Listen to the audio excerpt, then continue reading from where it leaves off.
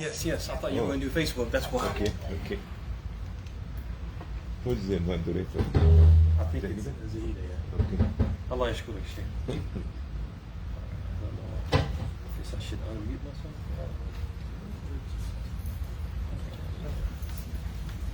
Allah yashkurak.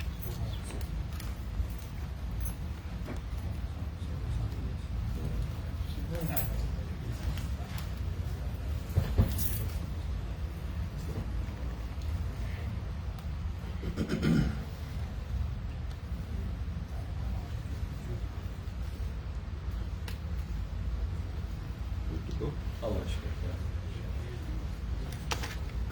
الحمد لله رب العالمين وصلى الله وسلم وبارك على نبينا محمد وعلى آله وصحبه أجمعين.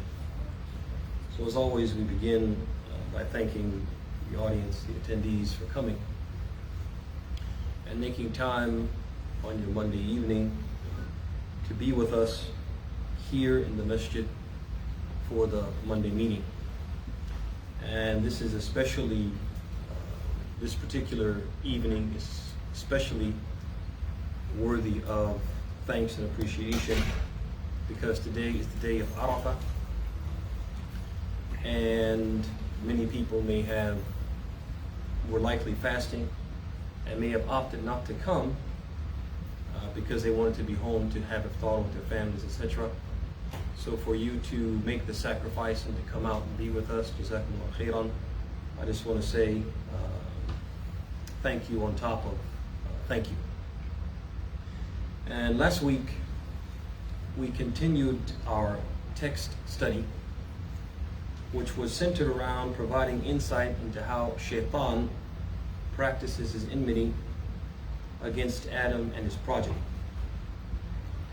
In last week's segment, we pondered verses 118 and 119 of Surah An-Nisa, the fourth surah of the Qur'an, in which Allah subhanahu wa ta'ala, He says, لَعَنَهُ اللَّهُ وَقَالَ لَأَتَّخِذَنَّ مِنْ عِبَادِكَ نَصِيبًا مَفْرُوضًا وَلَأُضِلَّنَّهُمْ وَلَأُمَنِّيَنَّهُمْ وَلَآمُرَنَّهُمْ فليبتكن آذان الأنعام ولآمرنهم فليغيرن خلق الله ومن يتخذ الشيطان وليا من دون الله فقد خسر خسرانا مبينا. So in these two verses, Allah subhanahu wa ta'ala, He says, Allah did certainly curse him, but he said, meaning Iblis, I will take from your servants a share ordained. I will mislead them, and I will fill them with false hopes, and I will order them to slit the ears of cattle, and I will command them so that they deface the fair-natured created by Allah. And whosoever, forsaking Allah, takes Satan for a friend has certainly suffered a manifest loss. So we pondered these two verses in general. We talked about their meaning, or the meaning of the alfaz, the words and the expressions. And then we spent a good amount of time talking about the meaning and providing examples of the terminology or the term or the expression where Allah says, فَلَيُغَيِّرُنَّ خَلْقَ اللَّهِ, defacing or altering the fair nature created by Allah. And there were several questions that came in the course of the talk, and after the class was over, there were some questions that were raised during and after the class when people wanted to practically understand, what does this mean in a practical sense? And does this apply to it? Is this included in it? Etc. So before responding to some of the questions that time did not permit us to answer, so there were some questions that came after the class was over, or right when the class was about to end, and we were unable to answer those questions and provide insight into whether or not they were considered from the prohibited altering of the creation of Allah. So before we answer those questions, bi'idhnillah, I'd like to quickly recap, as we always do, the most important lessons from last week's session. So from that session we learned, one, that from the weapons of warfare used by the shaitan against mankind is the following. One, misleading mankind in both knowledge and ilm, and action and amal. So the shaitan, one of the things that he is very keen to do is to misguide us in terms of what? Our knowledge. To feed us misinformation. To get us to fall into misunderstandings, misconceptions, and even deviant beliefs. Make us believe the wrong things. Because if he can get us to believe the wrong things, if he can mislead us in terms of what we believe, he can then follow suit and mislead us in terms of what we do, how we practice. He can get us to fall into one of his most favorite things that he likes man to fall into, which is al-bid'ah, innovations. And to do things in the name of Islam, in the name of worshiping Allah, which Allah did not authorize. Because the shaitan knows, as the Prophet said in the hadith of Aisha, "Man amila amalan laysa alayhi amruna fahuwa rad." Whoever does a religious deed, does a deed in the name of worshiping Allah, and that deed has not been legislated by Allah, then his deed will be rejected. He'll get no reward for it. No matter how sincere he claims to be, he'll get no reward for it if he does it and he doesn't do it in accordance with what Allah and his messenger have legislated. The shaitan knows this, so he's keen to misguide us, not just in terms of what we know, our knowledge, but in terms of our practice, in terms of our actions. He wants our actions to be going astray. He wants that to be the case, so we won't get any rewards for the good deeds that we do. The second weapon of warfare that was mentioned in the ayah is filling mankind with false hopes and wishful thinking. So what the shaitan likes to do, in addition to making us go astray, is while we are astray, convincing us that we're on the right path. Making us believe, making us convinced that we're doing God's work. We're striving in Allah's way. He wants us to convince us that fact. Why? Because the person who is doing wrong, while they're convinced that they're doing good, are they going to repent? How many of us today, for example, we read Qur'an. How many of us read Qur'an, and then after we finished reading Qur'an, we said, Astaghfirullah. Oh Allah, I seek your forgiveness for reading Qur'an. Does anybody do that? Because we're certain it's what? It's a good deed. But if one of us were to, for example, tell a lie, la samahallah, or backbite someone, la samahallah, and we reflected on that, we would say, Astaghfirullah. I seek Allah's forgiveness because we realized we did something wrong. So what the shaitan likes to do is twofold. The first half of it is to misguide us and make us believe that the wrong things that we're doing are actually the right things. The second half of it is to convince us that we are going to get what the people who are guided will get. To convince us that even though we do the wrong thing, we're going to get what the people who do the right thing get. We're going to get the reward of paradise. And so you'll hear people who, because they are Muslim, because they were born Muslims, they believe that they're going to paradise, irrespective of how they behave. And I've had colleagues in the past who say things like, I'm a Muslim, but I don't believe in it. I'm a Muslim, but I don't believe in it. They actually think that they don't have to believe in Islam and to practice Islam, but they remain Muslims by virtue of their parents and their parents' parents, and their parents' parents' parents being Muslim. It's in my blood. It's part of my heritage. I'll always be a Muslim no matter what I believe, no matter what I practice, no matter what I say, no matter what I do. And again, this is from what? From the shaitan. He said, وَلَأُمَنِّيَنَّهُمْ, I will fill them with wishful thinking, believing that they don't have to do the deeds of paradise, but they'll still get paradise. So if I'm going to get paradise without doing anything, what's the incentive? To do the work. You guys see that? This is what the shaitan wants to achieve. And so half of his objective is to misguide us, and then the second half of his objective is to convince us, although we're misguided, we're still going to paradise. That ثم بعد ذلك, we said from the weapons of shaitan, is directing man to do misguided acts in the name of religion.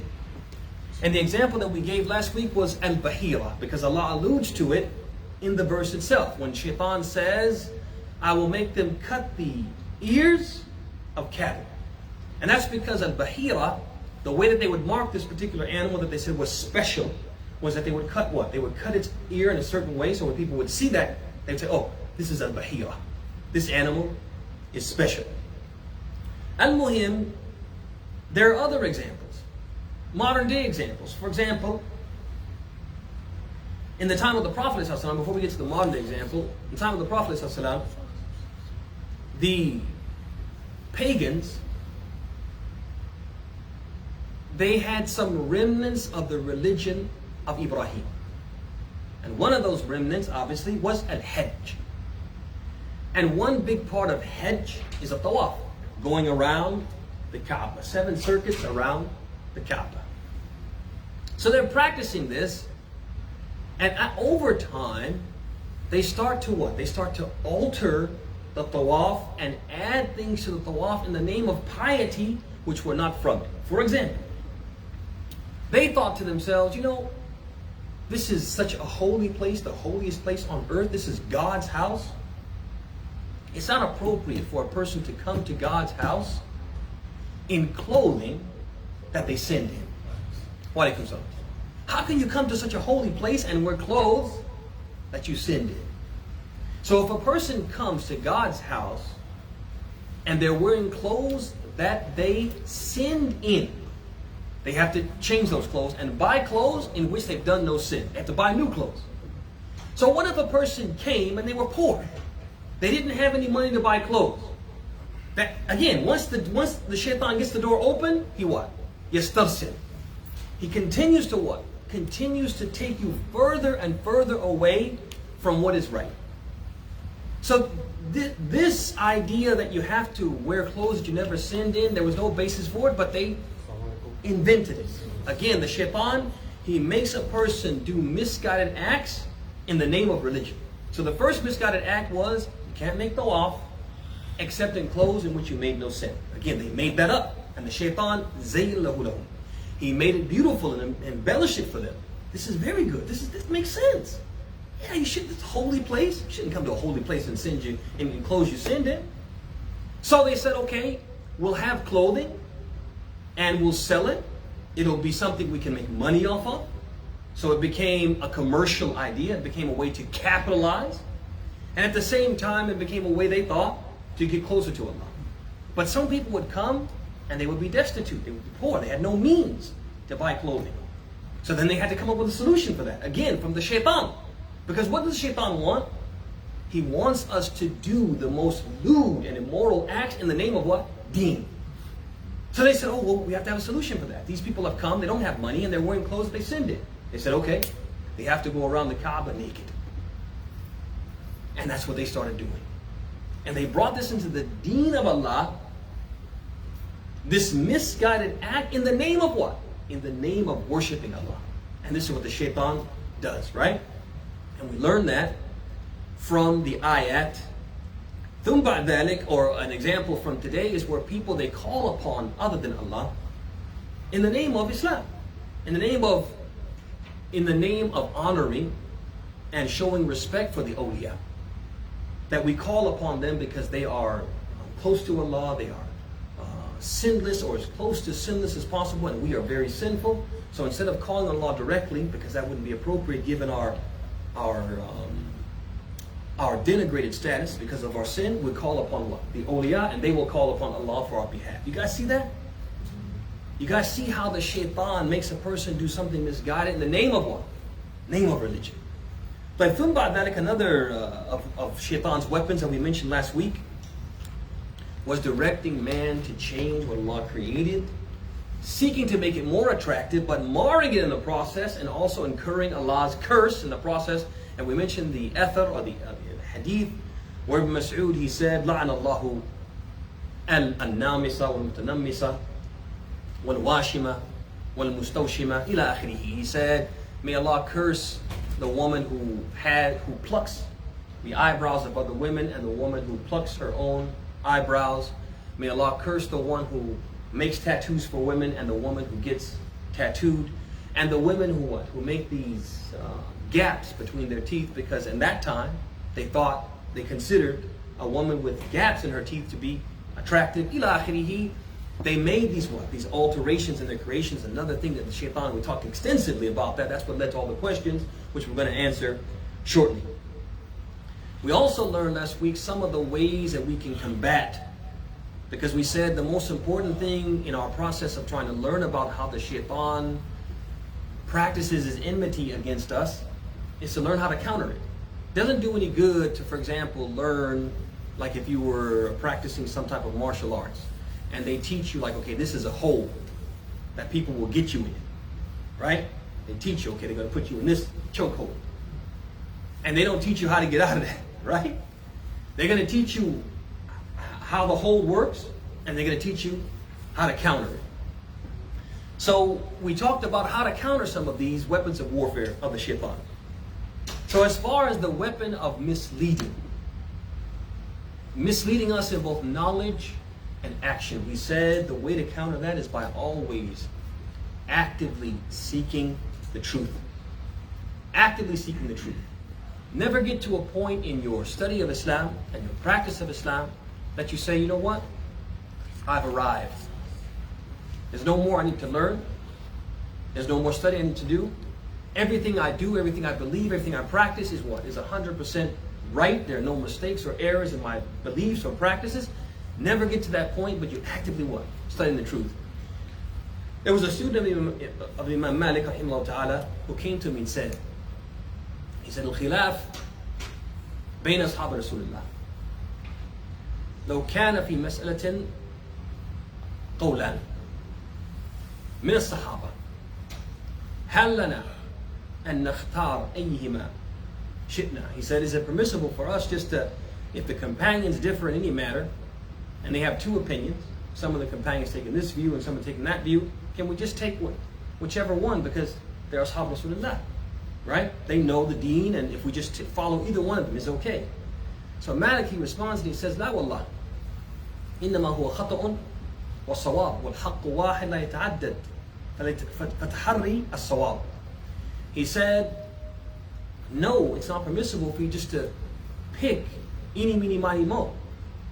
But rather, he said, it's either right or wrong. The companions, that they have opinions, and the opinions are black and white. They're irreconcilable. One of them has to be right and one of them has to be wrong. وَالْحَقُّ وَاحِدٌ لَا يَتَعَدَّدُ. And the truth is one, it is not numerous truths. It's not like, okay, everything is right, like some people say. Like all the Imams are right.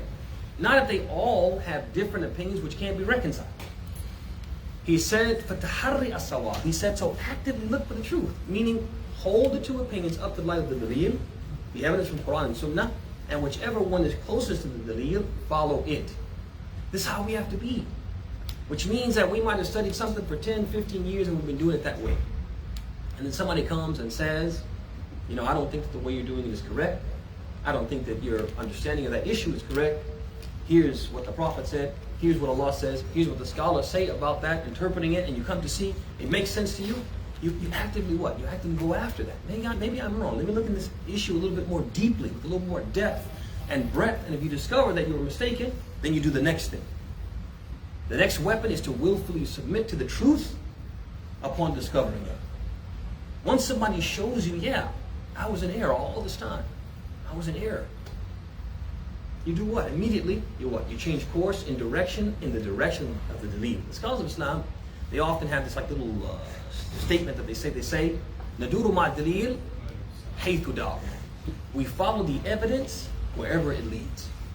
That means we don't make up our mind and then look for the proof to support what we believe. No, we follow the evidence wherever it leads. And Imam Shafi'i rahimahullah ta'ala, he has a statement where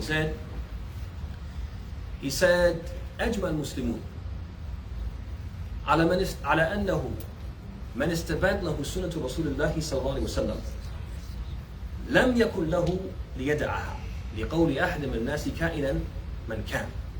He said the scholars, he said the Muslims are in agreement, unanimously agreed, that whoever the sunnah of the Messenger of Allah becomes apparent to him, it's not permitted for him to abandon it for the statement of anyone, no matter who that person is. What does Shafi'i say? He said, once the sunnah becomes apparent to us, once the truth becomes apparent to us, we do what? We follow it. We willfully submit to it. Number 3, from the counter weapons, is we have to always follow the path of the true believers and never allow ourselves, no matter what good deeds that we're doing, never allow ourselves to become deluded. No matter how much good we're doing, we never think, oh, I've arrived. We never think that. Especially, this is even if we're doing a lot of good, we don't say, I've arrived. This is especially true if we know we have indiscretions. If we know we do some things which are wrong. And we mentioned the ayah from Surah Al-Mu'minun, where Allah subhanahu wa ta'ala, He says, describing the believers, He says, وَالَّذِينَ يُؤْتُونَ مَا آتَوْا وَقُلُوبُهُمْ وَجِلَةٌ أَنَّهُمْ إِلَىٰ رَبِّهِمْ رَاجِعُونَ. He said, and those who give what they give while their hearts are what? Filled with fear, knowing that they're going to return to their Lord. Aisha, she asked the Prophet ﷺ, are they the people who, she said, يَشْرُبُونَ الْخَمْرَ وَيَسْرِقُونَ, are they the people who drink wine and they steal? The Prophet said, no, Aisha, bint Siddiq, no, daughter of Siddiq. They are the people who yusallun, wa yasumun, wa yusaddaqun. They're the people who they pray and they fast and they give charity, but they're afraid that Allah's not going to what? Accept it. SubhanAllah, they're good people, but they don't allow us to be deluded into thinking, oh, I have both feet in paradise already. They're always afraid Allah might not accept it. Maybe I wasn't sincere enough. Maybe I didn't do it correctly. This is the way that we can avoid being tricked by the shaitan, or him using this particular trick of making us believe that what? That everything is fine. I'm in paradise. I said La ilaha illallah, so everything is good. Once the shaitan gets us to fall into that trap, you'll see us descending and descending and descending in terms of what? Doing less and less and less. But the believer who understands, no matter how good I think I am, that doesn't necessarily mean that Allah thinks that I'm that good. Well, they'll continue to what? To work and strive to get better and better and better. And the last thing we mentioned as far as countering the shaitan's weapon of warfare, and that was mentioned in these 2 ayat, is shunning the altering of Allah's creation and shunning those who engage in it. So, we ourselves, we learn what the prohibited altering is, what that looks like, what constitutes that, and we don't do it. We actively avoid it.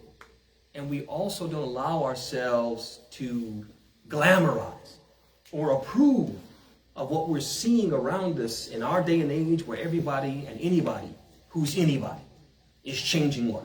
Is changing the creation of Allah. We don't allow ourselves to what? To applaud that. To be okay with that. We're repulsed by that.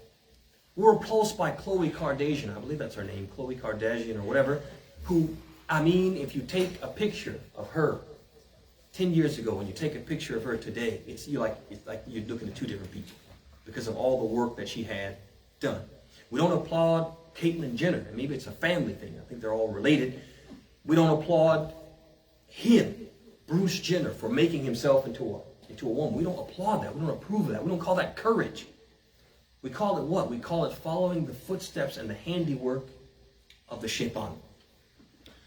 So after that recap, I wanted to mention, before we answer the questions that came last week, I want to give, I think it's always important, particularly in Masail like this, that we give the people a fishing pole instead of just giving them a fish. So giving a fish would be like halal, haram, just giving you a fish. But if you give a man a fish, he'll eat for what? 1 day. Give him a fishing pole and what? He'll eat forever. If I give you the principles, then you leave this place, and there's another issue that comes up that we didn't specifically talk about here, but it's applicable. You can apply the principle, and then you'll know halal or haram. So let's look at the principles ala ujala. So one of the principles that would, because we focused on this part of the verse where Allah subhanahu wa ta'ala says, فَلَيُغَيِّرُونَ خَلْقَ اللَّهِ. They will alter the fair nature created by Allah, or the fair nature created by Allah. So what constitutes that? That prohibited altering of Allah's creation. Number one, altering it in a way that fundamentally changes it. Makes it something other than what Allah actually created. If you alter it in a way which fundamentally changes it, you're guilty of what? This prohibited type of what? Of altering. So in our day and age, it would be where men become women and women become men. That's a fundamental altering. Allah created you a man and you make yourself into a woman. Type number two from the guiding principles, altering it in a way that is altering it in a way which is contrary to what Allah intended.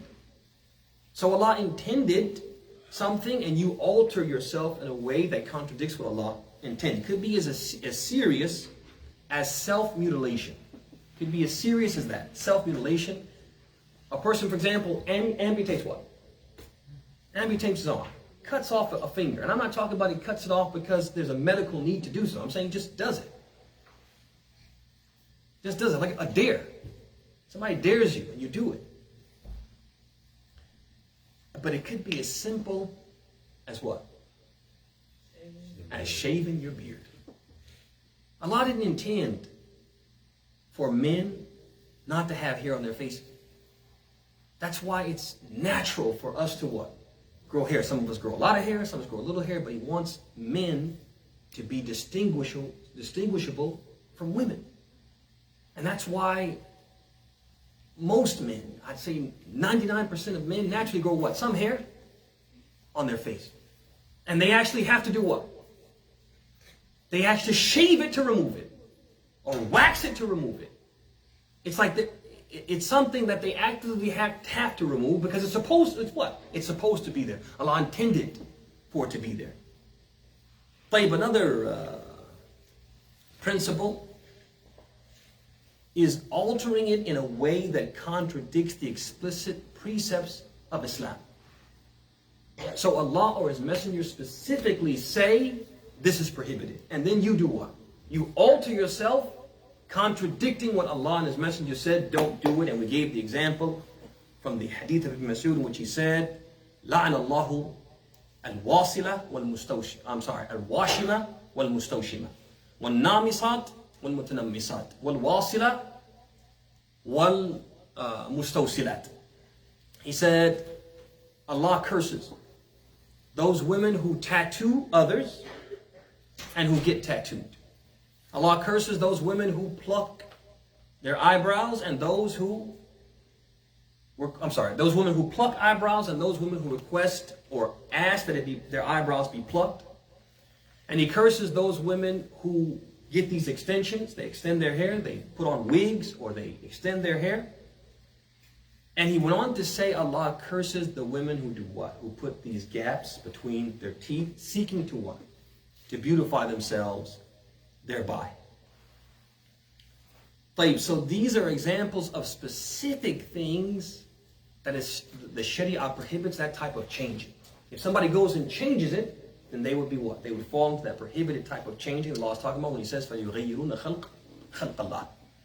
But ثُمَّ بَعْدَ ذَلِكَ, another principle, guiding principle, is altering the creation in a way that constitutes shuhra. What do you mean by shuhra? It's when you do something and you draw unnecessary attention to yourself thereby. Or you draw the type of attention to yourself that you shouldn't want, negative attention. And the example that comes to mind, it might not be the best example, but just to give you an example so you can conceptualize it, will be, for example, of a person, he dyed his hair the colors of the rainbow. Dyed his hair the color of the rainbow.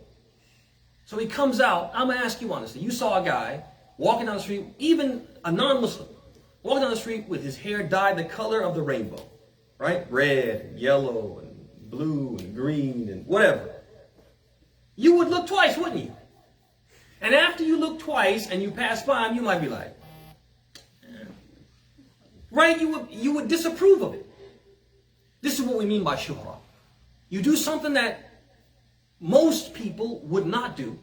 When you do it, you turn people's heads, and you turn their heads, they look at you, and whether they voice it or they don't voice it inside themselves, they feel repulsed by what you've done. They feel like what you've done was not proper. You guys see that? That's what we mean by shuhra. An example of this, and this is important, especially for our young people, would be some piercings that people get. Not all piercings, but some piercings that people get. Another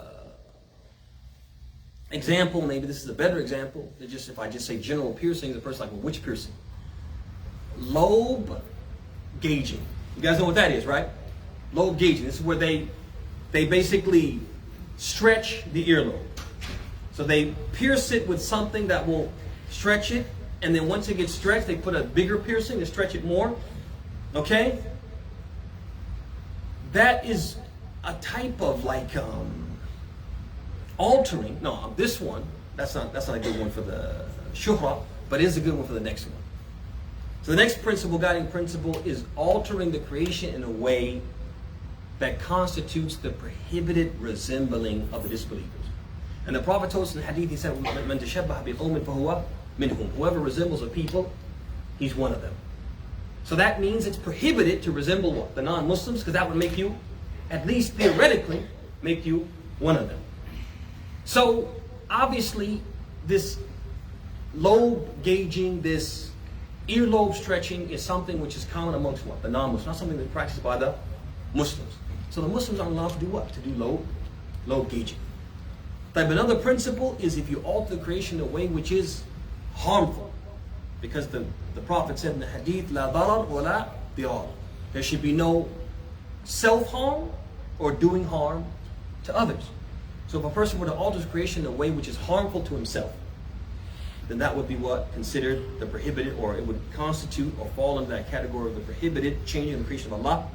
And then last but not least from the principles is altering it without a legitimate reason. And that's the example that the Prophet gave is al-mutafallijat bil-husn. Those women who there's nothing wrong with their teeth, but they start to do what? To put gaps in between their teeth, changing the creation without a legitimate reason. In fact, their reason to them is it's beautiful. Or at least in that time, it was considered a type of cosmetic beautification. But that shows you also that in the eyes of the Sharia, that's not a legitimate reason. But last week, there were about 6 questions that came. One of them I think we did kind of answer, but we want to revisit it. And then there were actually 2 that we want to revisit, and then there were 4 that we didn't get a chance to. So the first one was toning the body through exercise. Toning the body through exercise. Now this is a good chance for us to practice what we just learned. You got the fishing pole, let's see if you can catch a fish.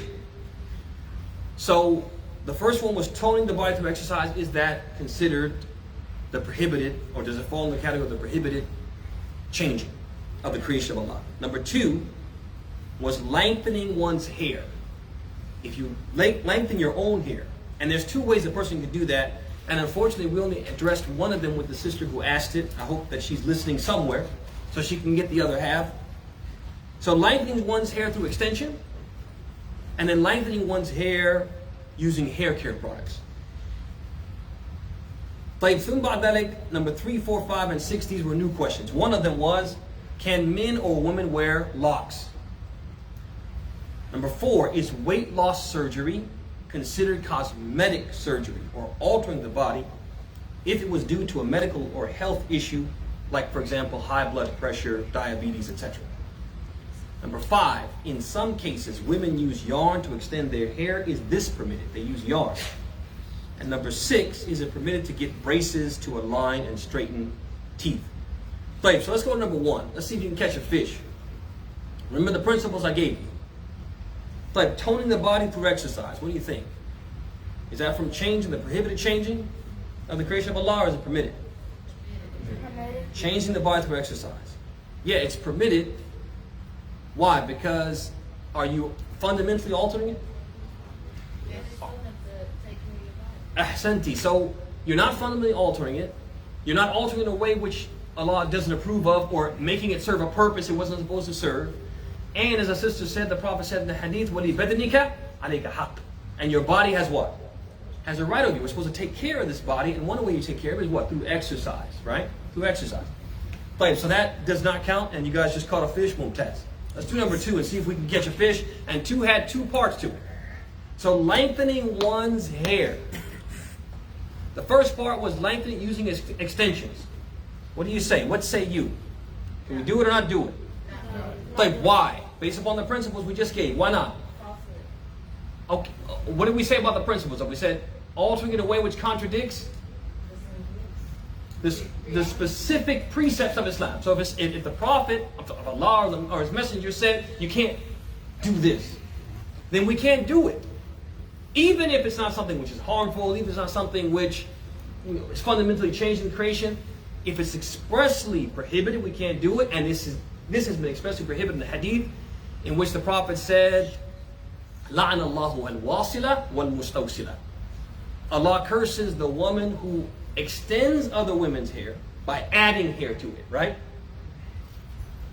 Or the woman al-mustawsila who requests that her hair be extended. You guys see that? So extensions are prohibited. Tayyib, what about using hair care products? Somebody gets some. Thank God it's natural, right? Thank God it's all natural. Whatever they have, these different hair care products, and it's like they get a bunch of ingredients from the earth, or even scientists, makes things in the lab, and they find that solo. So they find that if you put it in your hair naturally does what? It grows. It opens up the follicles. It grows thicker. It grows longer. It discourages breakage. And so what? It starts to grow longer. Whereas if you have a lot of breakage and damaged hair, it continues to what? Be short, because every time it tries to grow, it breaks off. So they have these, some of them natural formulas, some of them scientifically manufactured formulas, and you put in your hair and it makes your hair grow. What do you guys think? You got the poll. What do you think? Yeah, that's permissible. That would be permissible, because again, it doesn't violate any of the principles, the guiding principles we just mentioned, right? All right, now let's go to the new ones. Can men or women have locks? You guys know what locks are, right? No. You don't know what locks are? No. You know what it is. You're just trying to be funny. Locks? Yeah, locks. You know what locks are? What are locks? The brother that was just sitting here, he had some locks. Maybe that's why he got up and left. What are locks? Alhamdulillah. But you don't know what locks are? Are they like? No, I tell you what. No. Locks are like something you do with your hair. But I tell you what. As soon as you leave, you Google it, okay? And you'll see what I'm talking about. Locks. I think I know what you're talking But all right. So again, this is one of those ones where I'm gonna give you some principles. I'm gonna try to hurry up too, because I want to stop, give people time to make dua before Maghrib, etc. So I'm gonna try to stop early. طيب على ujala, give you some principles, because again I want you to be able to fish. طيب, the first principle I'm going to give you is a fundamental principle in the deen of Allah. Al-aslu fil ashya ghayr al-ibadat al-hillu wal-ibaha.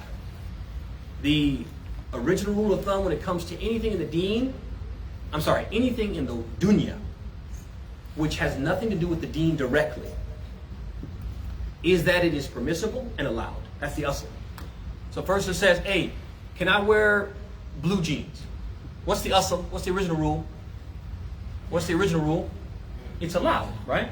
First it says, can I wear a cotton shirt? What's the asl? It's allowed. First it says, can I eat a steak? What's the asl? It's allowed. First it says, can I go swimming on Thursday? What's the asl? Yes. It's allowed. It's all what?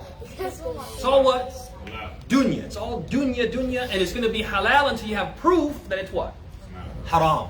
So if somebody comes and says you can't go swimming on Thursday, it's haram. The burden of proof will be on who? The person who went swimming, or the person who claimed it's haram? The person claims haram, because the asl, the original rule when it comes to anything dunyawi outside of the deen, or not directly related to the deen, is that what? It's permitted. But that's the first principle. That's very important. So if somebody said, what's the asl? What's the original rule when it comes to dreadlocks? You have to say what? Halal. You start from where? You start from halal, which means now we gotta, if we say it's haram, we gotta prove it's haram. The burden of proof is on us, because it's from the dunya or the deen.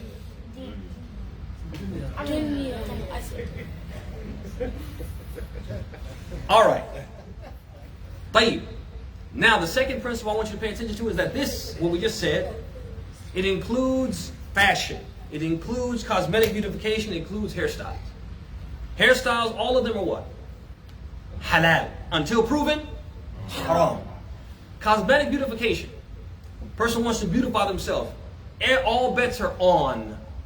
Unless we have proof to the contrary. Right? Person says, hey, can I part my hair? Can I part my hair here and like bring it over here? And can I part it down the middle? The asl is what? And hidden. Cosmetic beautification. Right? Fashion. Person says, can I wear can I wear a shirt with flared sleeves? Right? What do we say? And asl what? And hidden. Okay, good. طيب. Number 3. There's some specific exceptions to the general rule of permissibility, and they include. So we say all bets are on. But if anything that you're doing, cosmetically, hairstyle, fashion, if it violates any of these 3 principles I'm going to mention, then what? All bets are off. But number 1, there are some prohibited, some expressly prohibited fashions, like silk for men. You guys see that? So once we have an express prohibition from the Prophet ﷺ or from Allah, automatically that thing becomes haram, even though the asl, the original rule, is what? Al-hil, permissibility. Silk for men, mini skirts for women. That's prohibited. Woman can't say, well, al-asl, come out with a scarf on and a mini skirt. And say yes. Say what? What al-asl? Al-asl, yeah. The asl is that, but we have specific prohibitions from the Prophet that a woman can't wear what? A mini skirt. Hairstyles. There's some expressly prohibited hairstyles. There's some hairstyles that the Prophet specifically said a man can't have, like al-qaza. You know what al-qaza is? Al-qaza. Al-qaza is where no, it's not what you have. Al-qaza is where you leave a part and do what? And shave a part. See, what you have is what? It's tapering. You still have hair. It's just some of the hair is longer than the other part. That's not qaza. Some people will say qaza, that's wrong. Qaza is like a bowl cut. You guys know what a bowl cut is? Yeah. They put a bowl on your head and they shave everything else. Right? That's an example of al-qaza. It's not the only way you can do qaza, but it's an example. That's what we call al-qaza. Is a mohawk a qaza? No. Yeah. You shave a part and you leave what? You leave a part. The second exception is fashions and hairstyles which are intended to garner unnecessary or undesirable attention. We talked about this previously, ash-shuhra. Person gets a hairstyle that is novel. It's odd in the place where they live. It's like something, nobody wears that. Nobody does that. And so when you do it, you're turning heads. That shuhra makes that hairstyle prohibited. One last exception to the rule is fashions and hairstyles which are exclusively worn by the disbelievers. If it's something exclusive to them, meaning if you wear it, people automatically think that you're one of them. Like, for example, some Jews, they wear these what? You guys know what I'm talking about, right? Yeah. It's like there's I think it's the Hasidic ones. They wear these locks where they're curled locks that come down. It's like long sideburns that come down and they're curled. A Muslim can't do that. Because if he does that, people will think he's one of these Hasidic Jews. And the Prophet said in the Hadith, وَمَنْ تَشَبَّهَ بِقَوْمٍ فَهُوَ مِنْهُمْ. Whoever resembles a people, he's one of them. Tanbih, one notice before we give the ruling, that the Prophet ﷺ, he prohibited his followers in general, and specifically he prohibited men from having unsightly, uncomely hair which is not pleasant to look at. So for example, we have the hadith collected by Abu Dawood and Abu Hurairah, in which the Prophet said, "Man kana lahu sha'run falyukrimhu." Whoever has hair, then let him honor his hair. We also have the hadith collected by Abu Dawood, Ahmed, and Nasa'i, and authenticated by Al-Albani, rahimahullah ta'ala, on authority of Jabir.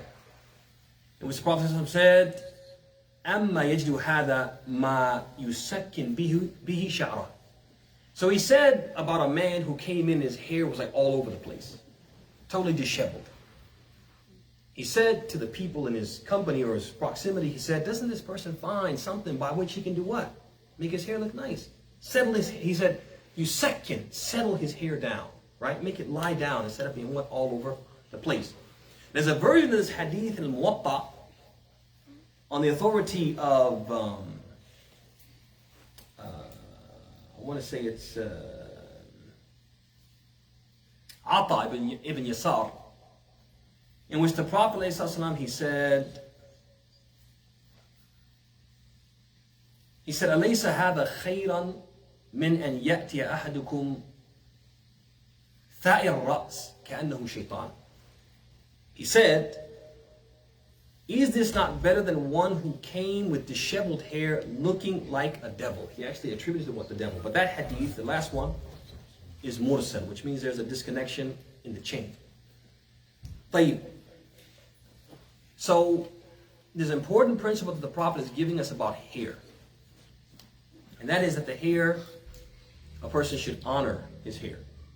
And the scholars of Islam said they honor it by what? Washing it, oiling it, by combing it, and by not leaving it in a way which is what? Considered disheveled. طيب. Dreadlocks, according to some, are an abnormal, ugly style of braiding. And therefore, they say, some, that this style of braiding, it violates the statement of the Prophet where he said, فَلْيُكْرِمْ شَعْرًا, let him honor his hair. And the prohibition to what? To leave your hair, or to be tha'ir ras, like leave your hair all over the place. Some of them say that, right? But brothers and sisters, I'm going to ask you honestly. The word abnormal and the word ugly, is it relative? Is it relative? Yes. Somebody uses an even better word. Is it subjective? Is it subjective? Ahsantum. That basically a lot of its influence is informed by what? By culture. So what one culture considers to be abnormal and ugly, another culture says what? It's perfectly normal and perfectly what? Attractive. You guys see that? So can that be a basis for me to say, oh, you know what? That hair, it looks abnormal. That hair looks ugly. Can that be a basis for an Islamic ruling? Can it be a basis for Islamic ruling? If I say it's ugly, if I say it's abnormal, I'm going to ask you honestly, people with braids, don't they take care of their hair sometimes better than people who don't have braids? Yes. Isn't that true? Their hair, a lot of times, it smells better. It's better, it's more kempt, right? They're more concerned with it. They wash it regularly. All those things that the Prophet considered, or the scholars considered, from ikram ash-sha'r, from honoring the hair. So now, after everything you heard, do you have, if the asl, if the original rule is permission, do you have anything to prohibit? No. Do you have anything to prohibit? No. You have nothing to prohibit. So therefore, it'll be what? It will be permitted, provided that two things are not taking place. The first thing that can't take place is a person adopts his hairstyle to imitate the non-Muslims. And he can't adopt this hairstyle in a place where this hairstyle is unheard of. He can't adopt this hairstyle in a place where this hairstyle is unheard of, because it'll be what? It'll be shuhra. You guys remember we talked about that? These are two specific things the Prophet prohibited: shuhra and imitating the kuffar. So if a person adopts that hairstyle because he wants to like the Rastafarians, you guys see that? I want to look like Bob Marley. Everybody says I look like him in the face, I got to get the hair. If he does it with that intention, would that be permissible? وَمَنْ تَشَبَّهَ بِقَوْمٍ فَهُوَ مِنْهُمْ. Whoever imitates the people is from them. If he lived in a place where that hairstyle is totally unheard of, and he adopted it, and every time he walked down the street, people are like, would that be acceptable? Wouldn't be acceptable because of what? Ashura. But if that's not the case, if those two things are not the case, the asl, the original rule would be that these locks are what? Are permitted. You guys see that? They're permitted. طيب. The next ones are easy. We'll get through those relatively quickly. Like weight loss surgery. I'm going to read to you really quickly, bear with me. I'm going to read to you what the Mayo Clinic's website says about what they call, technically, bariatric surgery. That's what they call it, when they make your stomach smaller. Right? And that helps you lose weight. So the Mayo Clinic, they say, bariatric surgery is done to help individuals lose excess weight. And listen to what I'm saying, because I want to see if you can catch a fish. Bariatric surgery is done to help individuals lose excess weight and reduce their risk of potentially life-threatening weight-related health problems, including heart disease and stroke, high blood pressure, non-alcoholic fatty liver disease, NAFLD, sleep apnea, type 2 diabetes. So what are the reasons why they usually give this surgery? Because somebody, because of their weight, is suffering from one of these things, some of which can kill you. Right? So we give you this surgery because it will help you what? Help rid you of these ailments or illnesses.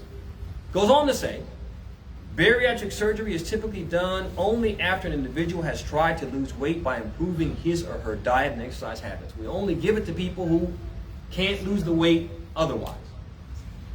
So in that case, what do you guys think? Is it from the prohibited change of the creation of Allah? It's not, because the person has a justification for it. It's not purely beautification.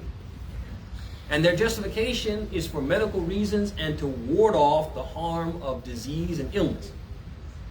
And if you look at the Sharia teaches us two things. There's two principles. One, the principle of tadawi. The principle of what? If you're sick, you're supposed to be sick. If you're sick, you're supposed to treat your illnesses. Do whatever you have to do to get better, as long as the specific thing you're doing is not prohibited. As the Prophet said in the hadith, he said, Ya ayyuhan nas tadawu. فَمَا أَنزَلَ اللَّهُ مِنْ دَاءٍ إِلَّا أَنزَلَ لَهُ دَوَاءً. He said, O people, seek the cures for your ailments, because Allah has not created a disease except He created its cure. He wants us to actively seek the cure for our ailments. Doctor says, hey, you got a thyroid problem, man. You're not going to be able to beat this weight unless we do this surgery for you. You guys see that? Then I'm supposed to seek the cure for that. But also we have the qaida of al-darura. Al-darurat tubih al-mahdurat. When there's an extreme need, if something is prohibited, if there's an extreme necessity, that prohibited thing becomes permitted. But the fifth question was using yarn for extensions. So a woman has short hair, she takes yarn and she kind of like strings it into her hair somehow and lengthens her hair. Is that permitted? But some of the scholars, they say that if what the woman uses to extend her hair is clearly not hair, it's a material which anybody who sees it will clearly see it's not hair. It's clearly yarn or string or whatever. They say that that's permitted because what's prohibited is extending the hair with hair, not with something which is clearly not hair, and avoids deception. So they permit it, and Allah knows best. I think that they're right. I think that they're right, and Allah knows best. But the last one was braces, realigning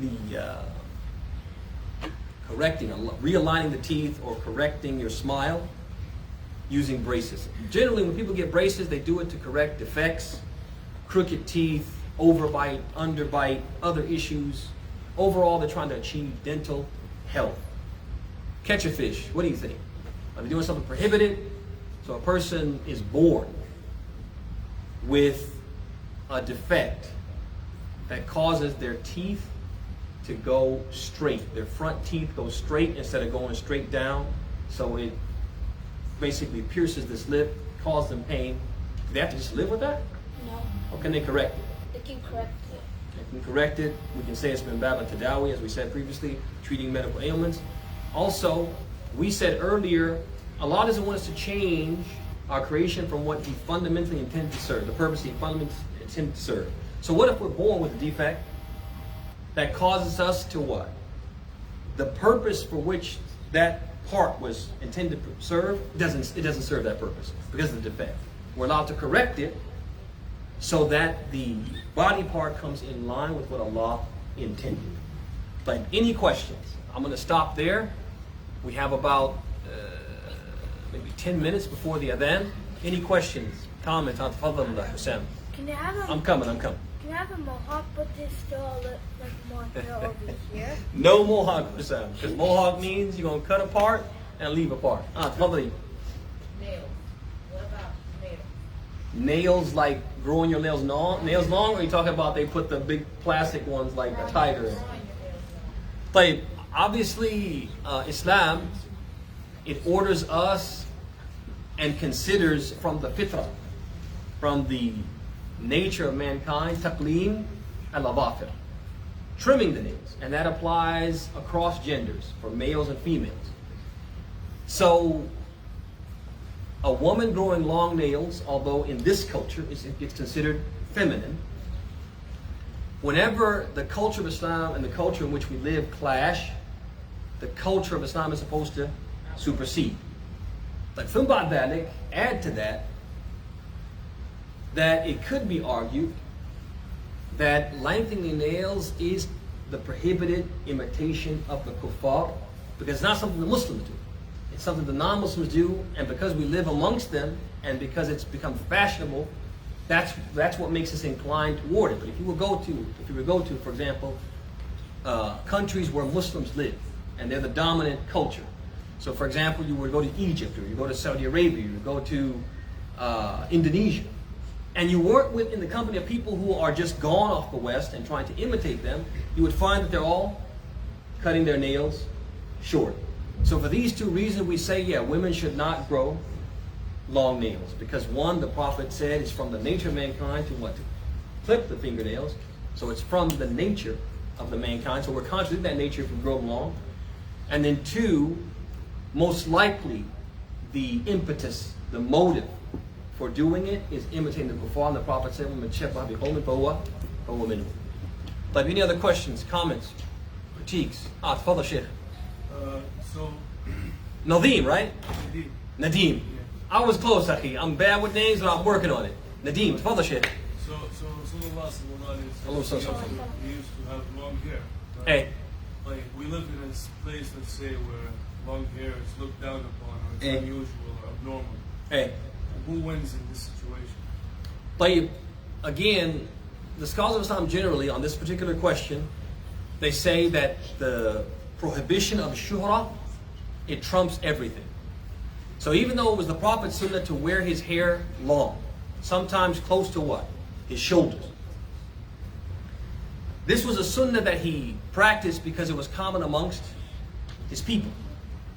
And it was not something that he did liyusanna sunnatan. He wasn't doing it so that other people would follow his example. Like, for example, when the Prophet ﷺ, he used to like to wear white, right? He wanted his followers to follow the example. He wanted them to prefer white clothing.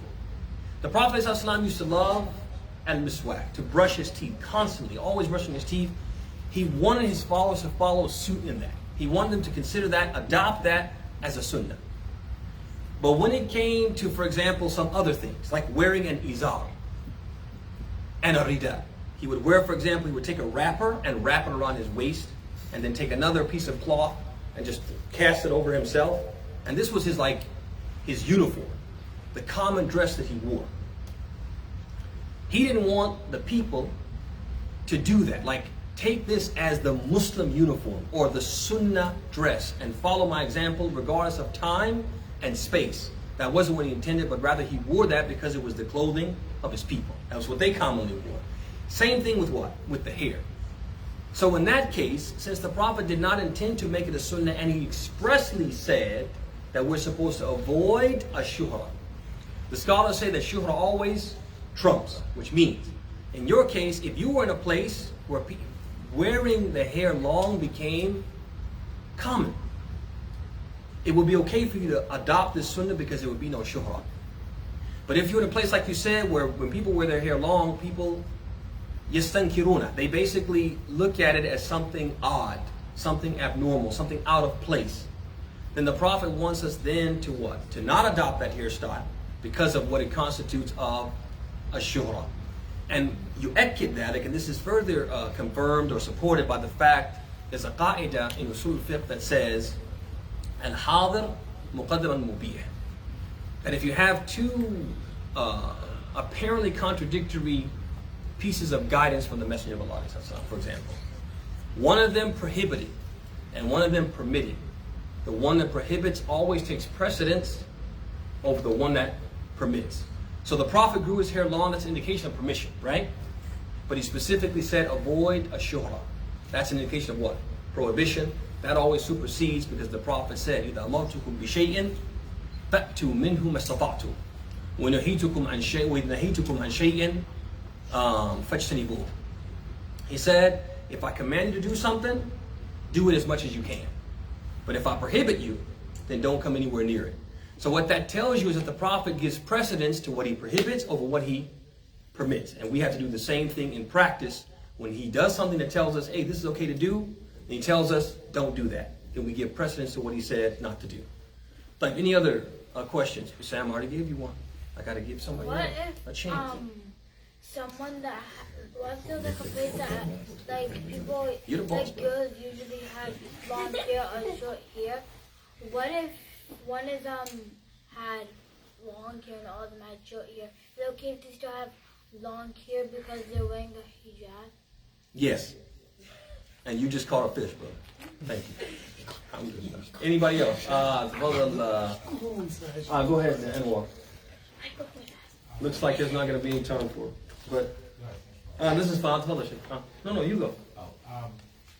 When you were talking about toning as far as exercising, you were specifically using the word tone as in, like, when you say tone, you're thinking moderation, like to kind of briefly shape up. You're not talking about somebody trying to, like somebody that's a bodybuilder who's bulk up, putting on like, 300 pounds of mass, like looking like a huge bore. In case where women tone up so much where she now looks like a man. Right. Looks like a man. So you're using the word, when you use the word tone, you were specifically using that word tone to mean that, as opposed to just exercise in general, because you can go to the other training. Yeah, I think definitely when you gave the example of women who become so muscular that they resemble men, that definitely is clear. Let's say even if it's like a dude. Now the men, where it's like you're so massive, and you're only doing it just you can't maintain it. You have to physically work out hours and hours a day and change everything in your life to maintain that kind of work. Wallahi, I thought about this actually and was hoping that nobody would ask me because but yeah, I thought about the whole these bodybuilders, like you said, who get to the point where they are extremely massive, and wallahi, I'm reticent. I think it's clear with the females, but I do incline toward what you said, that it seems like, when they get to that point of excess, that they are changing the creation of Allah in a way which is harmful, and therefore exactly abnormal, contradicts what Allah intended. It seems, but I don't have any precedent. That's why. So I have to look for precedent for that before I say definitively, but I do incline toward what you said. Yeah, it just feels like it's at least toting the line, if not anything else. So there's a question from the sisters. We'll try to answer on Ujala. Is there a hadith on combing hair at least every 3 days? I don't think there's a hadith like that. I don't think so. But let me look to just double check. But I don't believe there's a hadith that says you have to every 3 days. But basically, there's general hadith that talk about keeping the hair, keeping the hair comely, I guess, comely, if that makes sense. Like, any other questions, comments, critiques as let's close. I thank you all for coming. Jazakumullah khair on making time. Father Sheikh, you want to ask something real quick? I spoke with his school. 4. Okay, I tell you what, can you submit them to me, and then we'll answer them next week, because we want to stop for prayer. People are going to break fast, etc. Again, thank you all for coming. هذا وصلى الله وسلم وبارك محمد وعلى آله وصحبه أجمعين. السلام عليكم ورحمة الله وبركاته.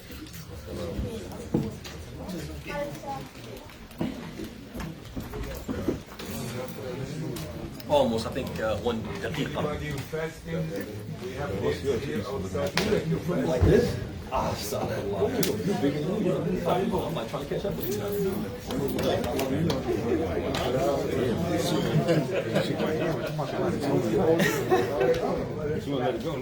Baby right here. How you doing? I did not. Thank you.